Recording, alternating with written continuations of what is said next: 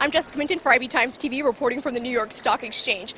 Stocks were lower today after the latest round of mixed economic data. Jobless claims fell by the most in a year last week, but U.S. services sector data was less than stellar.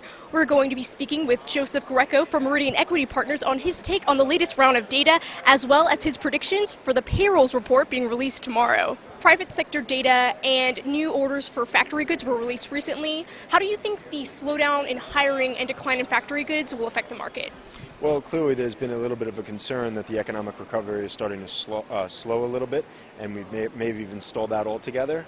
The Fed has come up to the plate and said, well, even though we thought we were doing well, we are prepared to, continue further easing if necessary. And the markets have reacted likewise, bouncing back and forth between we're not going to get any assistance, and the market pulls back down to the 1375, 1380 level, and we're going to get some assistance, and things are looking a little better, and we move back up to 1400, north of 1400 in the S&P. And then in the Eurozone, they released unemployment data this week, and then on the other side of that in Asia, China released manufacturing data. What do you think plays a greater role in the U.S. markets? I think people are a little bit more concerned right now about the China situation and really what's going on with their economy. Obviously, it's a very controlled economy. The government really does choose what is put out and how it is, put out there for us to digest. Unfortunately, a lot of our debt hangs in the balance, and a lot of our economy rests on, how strong their economy can continue to grow, if it can continue to grow, and if they can mobilize the people into a consuming nation as opposed to a very disparate population. The European unemployment is not a surprise. We know that the numbers are high double digits for most of the nations, and not only that, but not likely to change anytime soon. So I think that has kind of been something that we've already digested and has been priced into the market.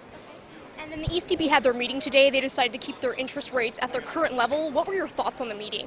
Well, initially when they said 1% is going to stay, really not a surprise. Couldn't imagine that they were going to move it. A lot of people supposedly were anticipating an increase in the rate, which would have intimated to the market that they were stimulating the economy to get going a little more. I don't really know where that anticipation came from. I actually, if anything, just expected flat to neutral, which is what it was. Then Draghi came out a little bit later and clarified some of that, and the comments he made were a little bit, Italo-centric, focused on Italy, in that commented on the situation there, his home nation, but also that if you're looking for assistance, I'm not going to give it, is basically what he said. And that was a little bit of concern, which is why I think the markets, are acting in a little fragile way, and we're starting to wonder again, is this going to be one of those back and forth in the summer where the European and world macro situation is the negative, push on the economy, while the U.S. economic situation, the U.S. equities situation is the pull up higher, because we really do have a good story, brewing here, and for the last few months the market's reacted very well to what's going on domestically.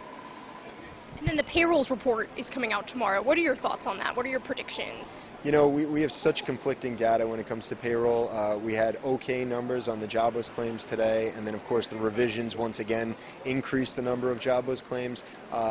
Payroll, whether it's coming from ADP, whether it's coming directly out of Washington, or whether it's all fragmented from the business sectors, it seems to me that a lot of that is a very knee-jerk or results in a knee-jerk reaction in the market, but doesn't actually sustain. Most people take more of their cue from the bigger picture, developments, how the economy is doing, what the retail sales look like, because that's, small-time spending, and then of course auto sales, and then getting really big, mortgage applications and what's going on the housing front, and is that recovering, which does not look likely for this year.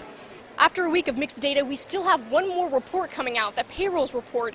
And as Joe said, it's hard to predict what exactly is going to happen with the markets, but we're going to have to check out and see what happens tomorrow. Thanks for watching. I'm Jessica Minton for IB Times TV.